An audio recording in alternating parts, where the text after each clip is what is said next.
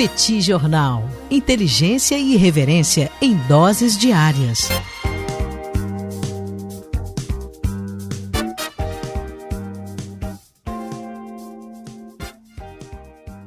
Olá, gente. Bem-vindos, bem-vindas ao Petit Jornal. Esse é o bate-papo número 900.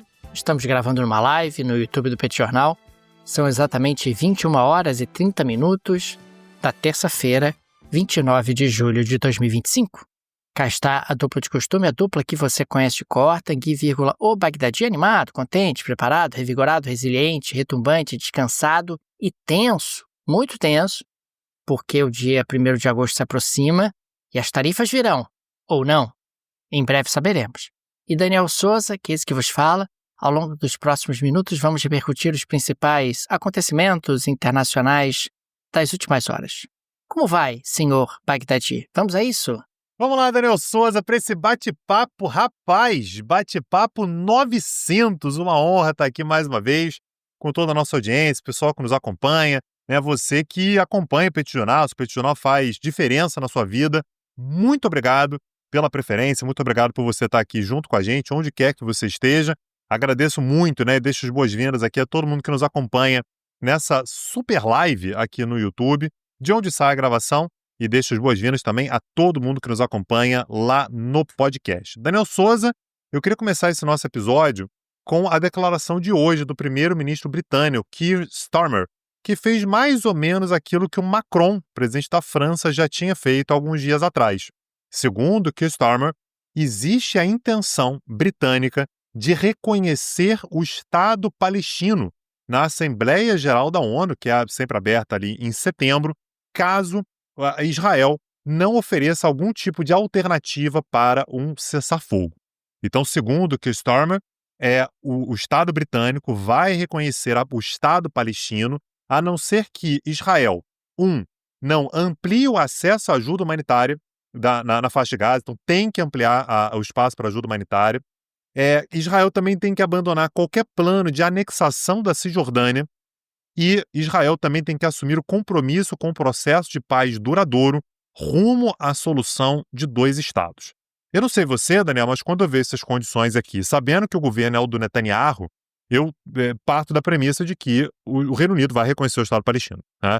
Porque você dizer que o Estado de Israel, né, que o Netanyahu tem que se comprometer com um processo de paz duradouro visando uma solução de 2 estados, eu não vejo isso acontecendo em hipótese alguma, né? Não é o direcionamento e encaminhamento que o governo Netanyahu costuma assumir e, portanto, que Starmer se junta a Emmanuel Macron, que também disse que, olha, em setembro, na Assembleia Geral da ONU, deve ser anunciado o reconhecimento do Estado palestino. E, aliás, Daniel, isso tudo acontece no momento no qual a ONU, de uma forma geral, está bastante mobilizada para essa discussão. A gente teve, essa semana agora, uma reunião na ONU que estava marcada para acontecer em junho, né? E aconteceria, portanto, no mês passado, e não aconteceu, acabou sendo adiado por conta dos ataques israelenses ao Irã. Você considerou que não tinha muito clima e tudo, mas finalmente aconteceu nos últimos dias, que era exatamente uma conferência da ONU destinada a discutir caminhos para uma solução de 2 estados em Gaza. O Brasil é um dos participantes, junto com Canadá, Catar, México, Turquia, Irlanda, Jordânia, Espanha, Indonésia, Itália, da Giorgia Meloni, Noruega, Japão, Egito, Reino Unido, União Europeia e Liga Árabe. Não surpreende ninguém, né? Mas Estados Unidos e Israel boicotaram a conferência. Então, uma conferência ali que teve vários subgrupos, inclusive o Brasil liderou um dos subgrupos, foi co-presidente de um desses subgrupos. O Senegal também fez parte, né? O Senegal, portanto, co-presidiu um desses grupos junto com o Brasil. E a gente teve um elemento que foi importante, né? Que foi colocado, inclusive, como marco da seriedade dessa reunião. É uma reunião que envolveu vários países árabes, né? Vários países não árabes, mas muçulmanos, que, portanto, tenderiam também a tomar muito partido da Palestina e tal, e aprovou-se uma declaração final que condenou o Hamas pela sua responsabilidade também na construção do cenário atual.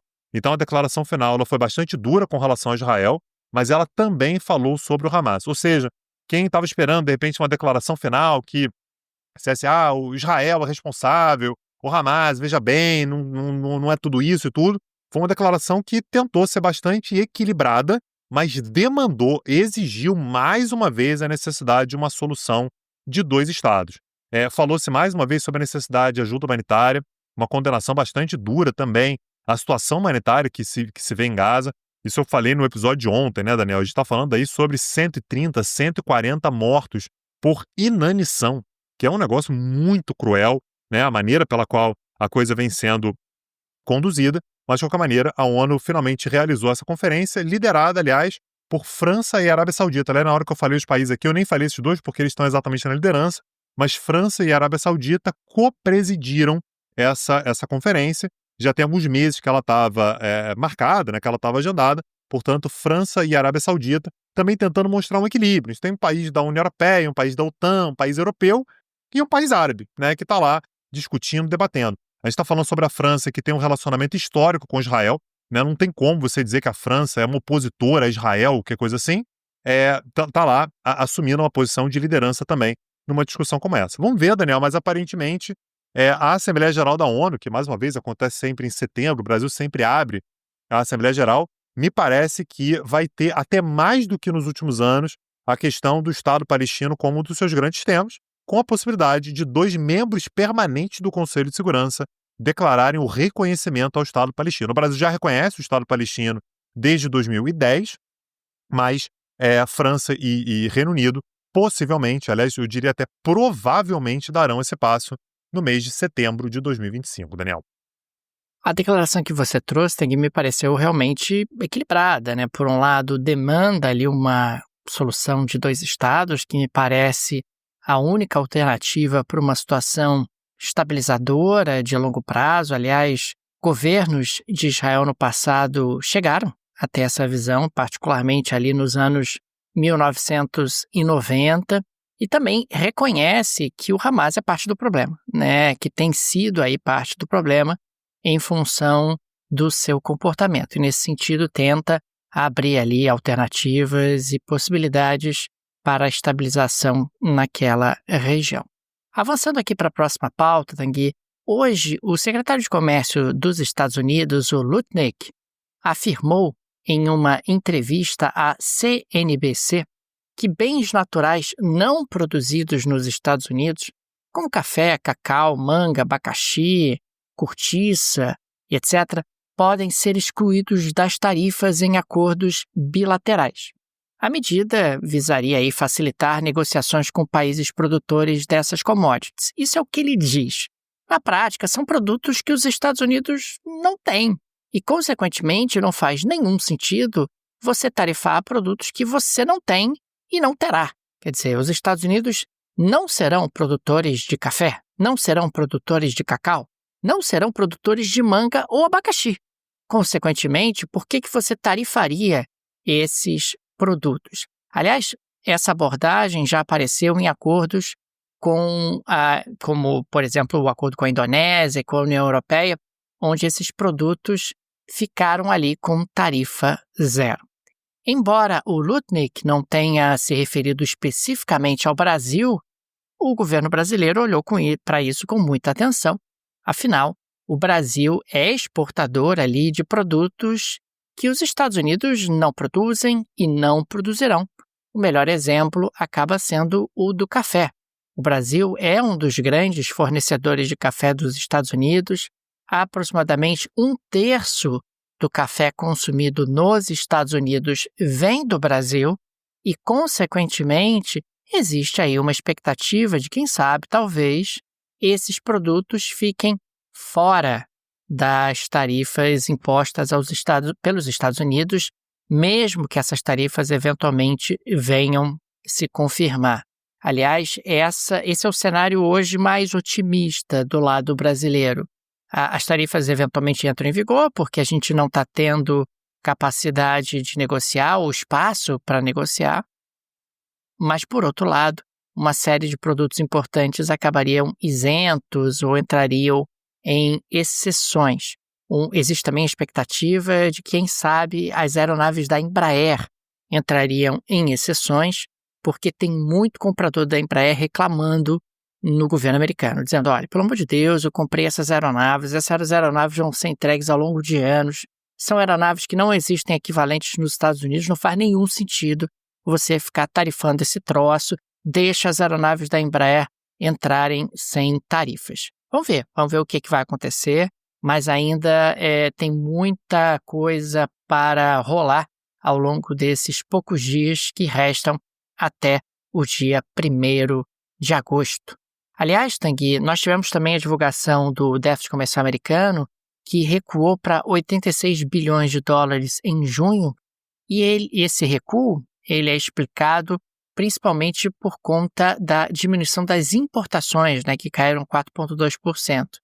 Em parte, essa diminuição é porque você teve uma antecipação de importações, né, muita gente formou estoques porque as tarifas estavam a caminho, e em parte acabam sendo reflexo das próprias tarifas. De qualquer maneira, a gente está falando aí de uma América que está atingindo o seu objetivo de reduzir déficits comerciais. Pessoalmente, acho que isso vai trazer consequências mais sérias para os Estados Unidos, no que diz respeito a um relativo isolamento, no que diz respeito ali a perder dinamismo em alguns setores que enriqueceram bastante os Estados Unidos. Aliás, hoje no Petit Curso a gente falava sobre isso, né, Tanguy? Como dos anos 90 para cá, o PIB americano quintuplicou de tamanho. Ou seja, você teve um período de brutal enriquecimento dos Estados Unidos dentro de um ambiente de comércio livre, de barreiras alfandegárias reduzidas, mas agora o governo Trump adota aí uma estratégia de tarifação, e lembro sempre, 15% não é pouca tarifa, é muita tarifa para um país como os Estados Unidos. Daniel Souza, aliás, eu quero aproveitar que você está falando sobre economia, sobre oportunidade, sobre comércio e tal, e lembrar, Daniel, que amanhã, só amanhã, eu estou gravando esse episódio aqui, a gente está gravando esse episódio no dia 29, só no dia 30, a Insider Store está oferecendo 20% de desconto com o cupom do Petit Jornal. Ou seja, você está olhando a loja, está vendo ali, de repente, que produtos podem te interessar. A Insider Store realmente é encantadora, né, Daniel? A quantidade de opções que tem ali para diferentes cenários, momento que você vai viajar, momento de férias, momento de trabalho, tem tudo ali na Insider Store. Presta atenção porque somente nesse dia 30 de julho, o seu cupom, o cupom que está aqui no link desse episódio, vai valer 20%. Não perde, aproveita. É o momento de aproveitar, inclusive, porque o cupom do Petit Jornal, ele se soma aos outros cupons que estão lá na loja da Insider Store, né? Os outros descontos que estão lá na loja da Insider Store. Não perde essa oportunidade, 20% de desconto. Link no descritivo, gente, não percam, Insider Store. Você vai gostar demais dos produtos da loja, tenho certeza, e essa oportunidade é especialíssima com esse cupom do Petit Jornal absolutamente turbinado nesse dia 30 de julho de 2025. Daniel Souza, como próxima pauta, eu queria repercutir algo que a gente falou no dia de ontem, né? Que o Trump está fazendo qualquer negócio por um encontro com Xi Jinping. Me parece que essa leitura ela está mais do consolidada. O Trump quer se encontrar com Xi Jinping de qualquer maneira, quer falar com ele, quer bater papo. Existe a expectativa de repente, os dois se encontrarem até o fim do ano. E hoje a gente teve mais um indicativo claríssimo de que o objetivo dele é esse, agradar o Xi Jinping. Isso é uma coisa que você falou ontem, né, Daniel, que eu acho que faz muito sentido, né? O Trump, ele gosta de líderes fortes. Um líder forte, eu acho que ganha o coração do Trump, ele gosta, né? Ele se interessa, é algo que na prática mexe bastante com ele. Por que eu estou falando com isso? Por que eu estou falando isso? Porque o presidente de Taiwan, Daniel, é um aliado dos Estados Unidos, né? O presidente de Taiwan, que é o Lai Ching-te, foi informado pelos Estados Unidos de que não poderá fazer escala em Nova York no seu caminho para a América Central. O objetivo, né, é naturalmente que o Lai Ching-te ele saia de Taiwan, ele quer ir para a América Central, basicamente, Daniel, porque muitos dos países que reconhecem Taiwan estão na América Central. Hoje são pouquíssimos países que reconhecem Taiwan, até porque reconhecer Taiwan tem um ônus muito grande, né? Então, para você reconhecer Taiwan, você tem que deixar de ter relações com a República Popular da China. Hoje, apenas 12 países reconhecem Taiwan. Desses 12, 7 estão na América. Ou seja, a gente está falando sobre Belize, Guatemala, Haiti, São Cristóvão e Neves, Santa Lúcia, São Vicente e Granadinas e Paraguai. Então são países da América Central ou do Caribe, né? Você tem o Paraguai ali no meio também. Ou seja, é natural que que o presidente taiwanês, ele queira ir para essa região exatamente para ter um contato ali com países que fazem essa escolha, né, de não reconhecer Pequim, não reconhecer a República Popular da China e reconhecer Taiwan. Pois bem, o que o governo americano anunciou hoje é o Lai Ching-te não poderá passar pelos Estados Unidos a caminho dos países da América Central ou do Caribe. O plano original era que o Lai Ching-te ele poderia passar por Nova York e provavelmente também por Dallas, com o objetivo de encontrar apoiadores, encontrar pessoas que pudessem fazer algum tipo de negócio, mas já foi avisado de antemão. E aí foi interessante porque a equipe do Lai Ching-te, mais uma vez o presidente de Taiwan, disse não, mas não tem nada planejado, um negócio meio, ficou com cara de tacho, né? O cara ele fica sem graça, os Estados Unidos são meus aliados, mas o presidente não poderá passar por lá. Você imagina a dificuldade que é, né, para você sair de Taiwan sem poder passar pela China ou pelos Estados Unidos, para você poder chegar na América do Sul. Se torna um pesadelo logístico, né, que ele vai ter que enfrentar. Então, basicamente, o que o Lai Ching-te falou é não, mas não tem nada planejado, eu não sabia quando é que eu ia, o que eu ia poder fazer e tal. Mas o fato é que Xi Jinping parece estar sendo cortejado por Donald Trump. Donald Trump está querendo ali encontrar uma via, um caminho para poder mandar aquele zap, mandar aquele áudio, poder se encontrar no fim do ano e está, para isso, rifando até mesmo Taiwan, Daniel. Então, a vontade é grande mesmo, viu?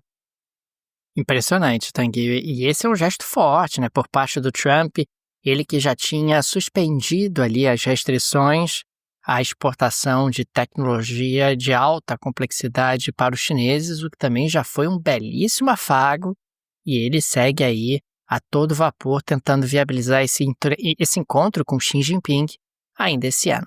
Avançando para a próxima pauta, Tanguy, o Fundo Monetário Internacional divulgou seu relatório trimestral de panorama macroeconômico e acabou prevendo uma leve melhora na previsão de crescimento para a economia mundial.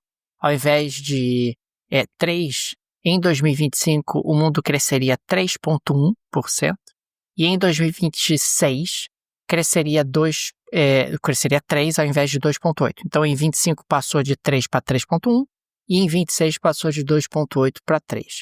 A explicação para isso é que as tarifas do Donald Trump não estão sendo aquilo que se projetava, embora elas sejam importantes, embora elas sejam fortes.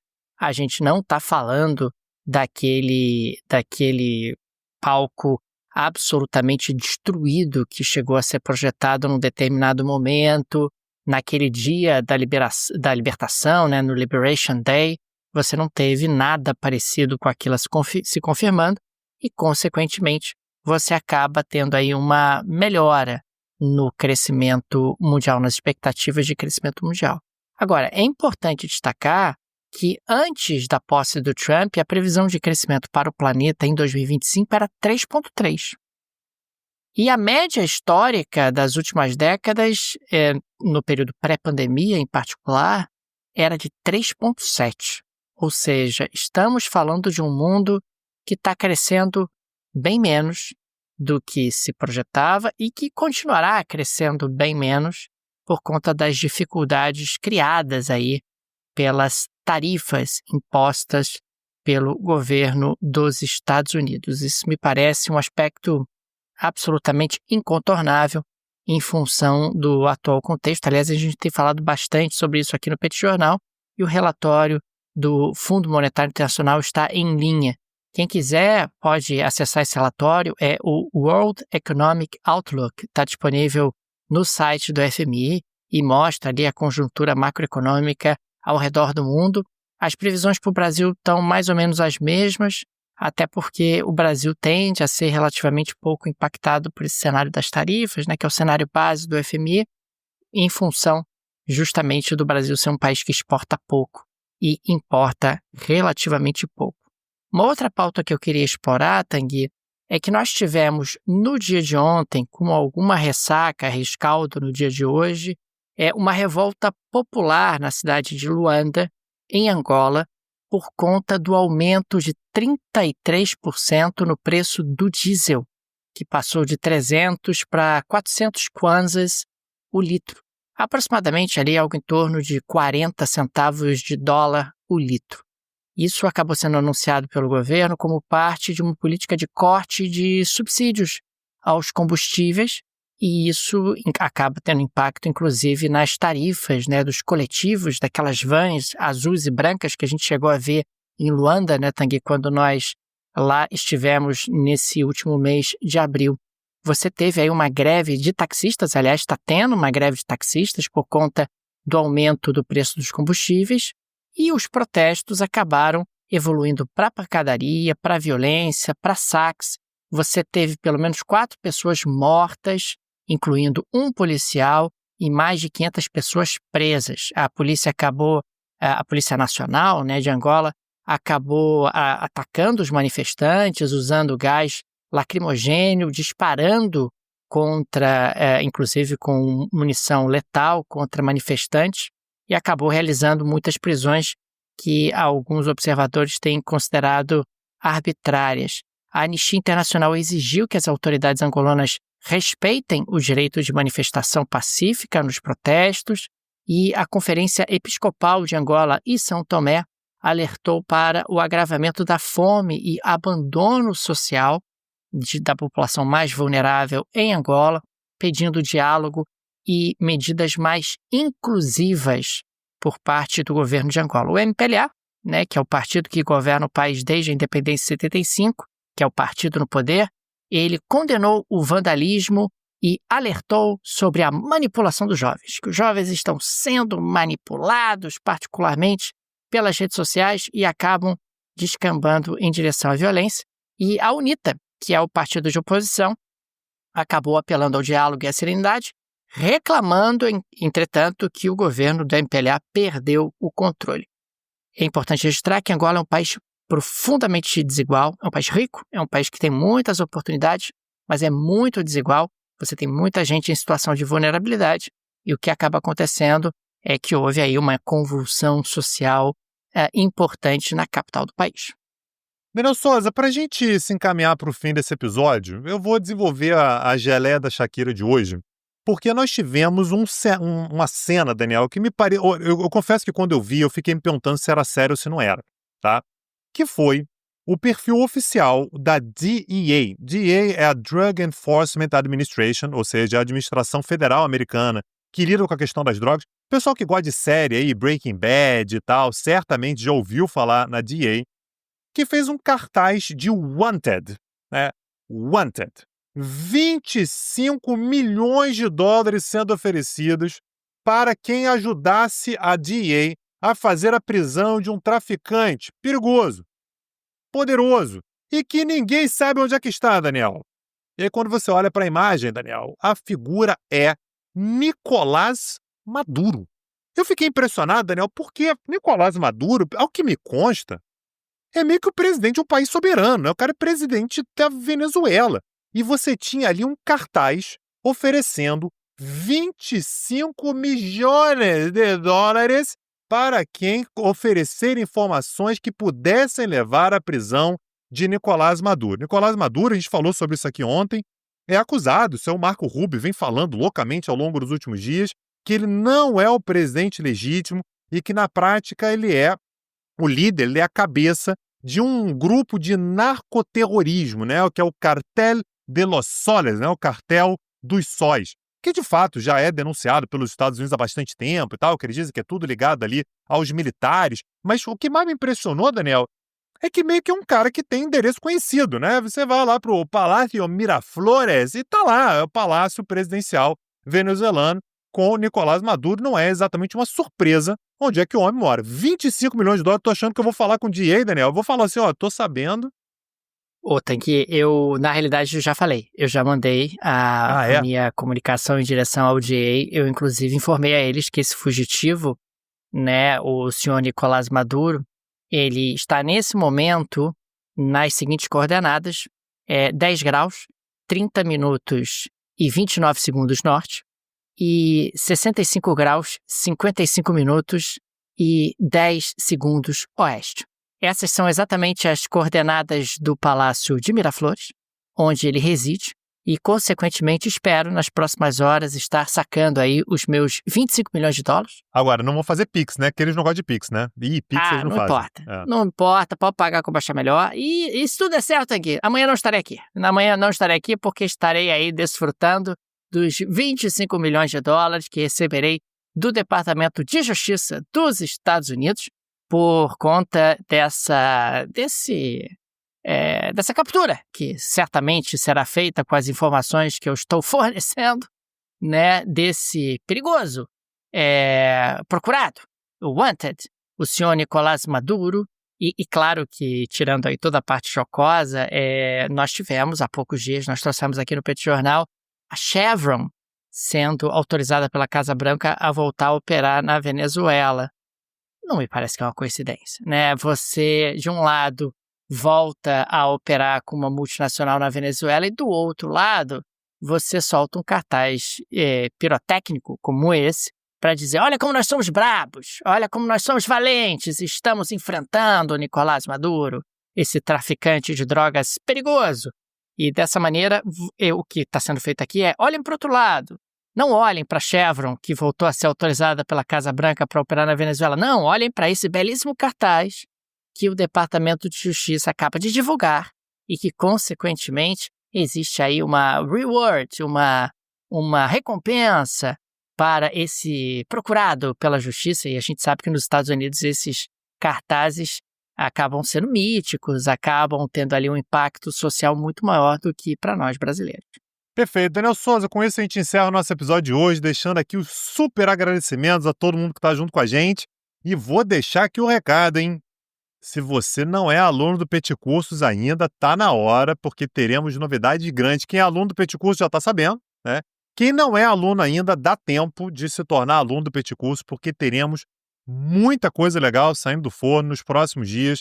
Acessa lá, petcursos.com.br. Temos um curso, aliás, que está sendo produzido nesse momento, traçando aqui projeções, né, Daniel, para o ano de 2050, eu ia falar 1950, para o ano de 2050. Já tivemos uma aula hoje, na qual a gente falou sobre esses grandes períodos de estabilidade que acabam, né? E o que acontece quando esses grandes períodos de estabilidade, eles são derrubados. Trouxemos um pouco de teoria, um pouco de história, então ficou uma aula muito interessante. E esse curso continua na semana que vem, tem mais aula. petcursos.com.br, não perde não. Acessa lá que eu tenho certeza que você vai curtir demais as novidades que a gente tem para oferecer. Fica aqui também o nosso agradecimento aos apoiadores e apoiadoras do Petit Jornal, vocês que ajudam a manter esse projeto de pé. Fica o nosso carinho, o nosso abraço, o nosso muito obrigado a cada um de vocês. O Petit é uma mídia pequena, não tem nenhum conglomerado por trás, nenhuma produtora por trás, e por isso a ajuda de nossos apoiadores é tão importante. E por isso registramos aqui o nosso agradecimento a eles. Fica também o convite, se você gosta do nosso projeto, se ele faz diferença na sua rotina, considere nos apoiar. No descritivo desse episódio tem várias alternativas. Tem a chave Pix, registrada no descritivo desse episódio, uma forma prática e instantânea de apoiar o Petit Jornal. Você pode, inclusive, ativar o Pix recorrente. Tem também o link para o Apoia-se e o link para o Patreon, se você vive no exterior. Tenho certeza que uma dessas alternativas será confortável para você. É isso, Daniel Souza. Amanhã estamos de volta. Um abraço, até a próxima. Valeu! Tchau, tchau. Petit Jornal. Inteligência e irreverência em doses diárias. Acesse www.petitjornal.com.br.